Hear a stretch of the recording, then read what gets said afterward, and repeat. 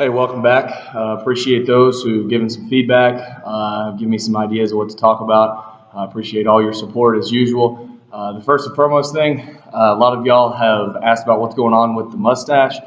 This is not how I normally look, nor do I normally have this much hair, but I've recently moved to Kansas and I need a little bit of fur to keep me warm. The mustache, I know it looks like a 12-year-old's mustache. It's more of a joke or a bit. Shout out to group chat on that one. But today I want to talk about, one of you expressed the interest in with baseball players or volleyball players, do I go overhead, do I jerk, do I snatch, anything like that. So the answer to that is yes, I do go overhead, but it's a very delicate situation.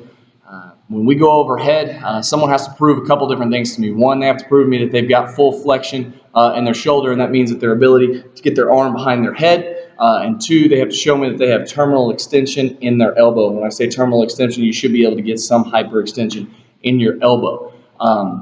With training overhead, it's a delicate situation because not only are you going to train overhead, but you have to mobilize overhead. Kelly Starrett, Carl Paoli, two big West Coast names as far as mobility goes. One of their biggest montages, one of their biggest phrases is, how much time do you spend overhead? If you're going to train overhead, you're going to have to go overhead a significant amount for volume. I do not train heavy strength overhead. I train volume and flexibility overhead. What do I necessarily mean by that? I'm not worried about how much weight a person can put over their head. I'm worried about, can they put a load over their head in full flexion with elbow extension.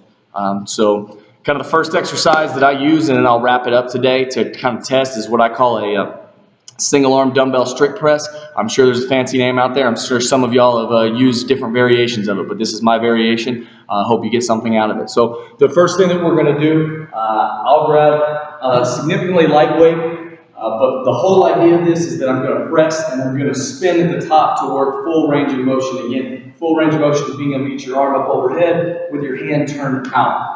Okay, I still sometimes lack some shoulder flexion up overhead that I have to constantly work on. But what we do is we're going to have the dumbbell in the front, okay, or I'll be to the side here so you can see the side view. And what my whole goal is that I'm going to press, spin to get up overhead behind the shoulder, and then come back down. Again, the whole idea is that I'm trying to work a press, a spin, and come back down. I'm trying to get as much shoulder flexion with some internal rotation at the top. I want to keep the elbow inside, tracking straight up, turn, and come right back down. We'll do this to both sides.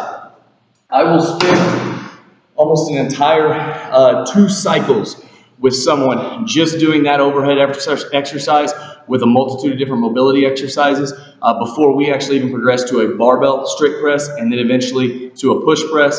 I will split jerk my athletes after I have thoroughly secured stability overhead and strength overhead. But my first progression is always the single arm dumbbell strict press with a lot of different mobility.